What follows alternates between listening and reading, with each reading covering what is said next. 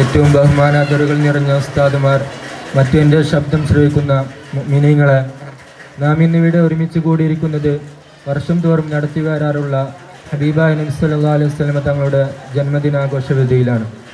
അല്പം സംസാരിച്ചുകൊണ്ട് ഞാൻ എൻ്റെ വാക്കുകൾക്ക് വിരാമം കുറിക്കാം. നാഥൻ തൗഫീഖ് നൽകുമാറാകട്ടെ.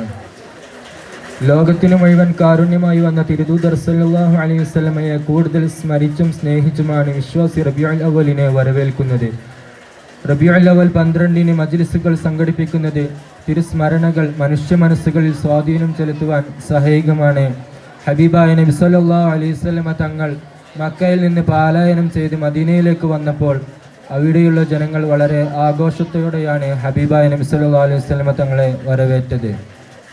ഹബീബായ നബി സല്ലല്ലാഹു അലൈഹി വസല്ലമ തങ്ങളുടെ ജീവിതപാഠം നോക്കുകയാണെങ്കിൽ സർവ്വ പ്രശ്നങ്ങൾക്കും പരിഹാര കേന്ദ്രമായും പാവങ്ങളുടെ അത്താണിയായും അനാഥകരുടെ അഭയമായും മർദ്ദിതരുടെ രക്ഷകനായും ഹബീബായ നബി സല്ലല്ലാഹു അലൈഹി വസല്ലമ തങ്ങൾ ജീവിച്ചു. മാത്രമല്ല, എല്ലാവരോടും കരുണ കാണിക്കാനാണ് അവിടുന്ന് പഠിപ്പിച്ചതും ജീവിതത്തിലൂടെ കാണിച്ചു തന്നതും.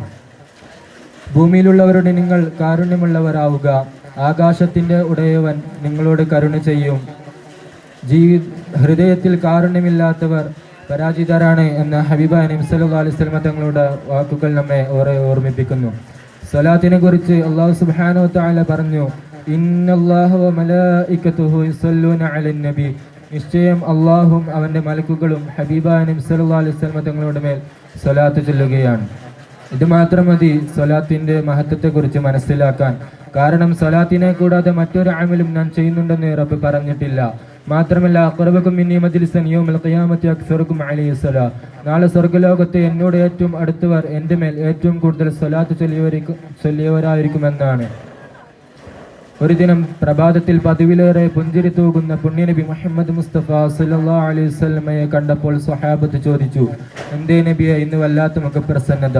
അപ്പോൾ ഹബീബായ നബി സല്ലല്ലാഹു അലൈഹി വസല്ലമ തങ്ങൾ പറഞ്ഞു, ഇന്നലെ രാത്രി റബ്ബ് എനിക്ക് ഒരു ദൈവസന്ദേശം തന്നു. ആരെങ്കിലും എൻ്റെ മേൽ ഒരു സ്വലാത്ത് ചൊല്ലുകയാണെങ്കിൽ അവന് 10 റഹ്മത്ത് രേഖപ്പെടുത്തുകയും 10 തിന്മകൾ പൊറുക്കപ്പെടുകയും ചെയ്യും. ഉബയ്യ് ഇബ്നു കഅബ് തങ്ങൾ പറയുകയുണ്ടായി, നബിയെ, ഒരു ദിവസം 1/4 ഭാഗം ഞാൻ അങ്ങയുടെ മേൽ സ്വലാത്തിനായി നീക്കിവെക്കും. അപ്പോൾ ഹബീബായ നബി സല്ലല്ലാഹു അലൈഹി വസല്ലമ തങ്ങൾ പറഞ്ഞു, കൂടുതലാക്കിയാൽ നിങ്ങൾക്ക് അത്രയും ഖൈറായിരിക്കും. അപ്പോൾ ഉബയ്യ് ഇബ്നു കഅബ് തങ്ങൾ ആദ്യം പറഞ്ഞത് തിരുത്തി, ഒരു ദിവസത്തിന് പകുതി സമയം ഞാൻ അങ്ങയുടെ മേൽ സ്വലാത്തിനായി നീക്കിവെക്കും. നോക്കൂ മിനിങ്ങളെ, ഉബയ്യ് ഇബ്നു കഅബ് തങ്ങൾക്ക് ഹബീബായ നബി സല്ലല്ലാഹു അലൈഹി വസല്ലമ തങ്ങളോടുള്ള മഹബ്ബത്ത്. ഹബീബായ നബി സല്ലല്ലാഹു അലൈഹി വസല്ലമ തങ്ങളുടെ അവസാന കാലമായപ്പോൾ 3 ശരീരത്തിന് ബാധിക്കേണ്ട പനിയായിരുന്നു ഹബീബായ നബി സല്ലല്ലാഹു അലൈഹി വസല്ലമ തങ്ങളുടെ ഒറ്റ ശരീരത്തിന് ബാധിച്ചിരുന്നത്. അങ്ങനെയായിരുന്നു ഹബീബായ നബി സല്ലല്ലാഹു അലൈഹി വസല്ലമ തങ്ങളുടെ വഫാത്ത് ഉണ്ടാകുന്നത്. സ്വലാത്തിലൂടെ മുത്തുനബി സല്ലല്ലാഹു അലൈഹി വസല്ലമ തങ്ങളിലേക്കും മുത്തുനബിയിലൂടെ നാളെ സ്വർഗ്ഗലോകത്തും ഒരുമിച്ച് കൂടാൻ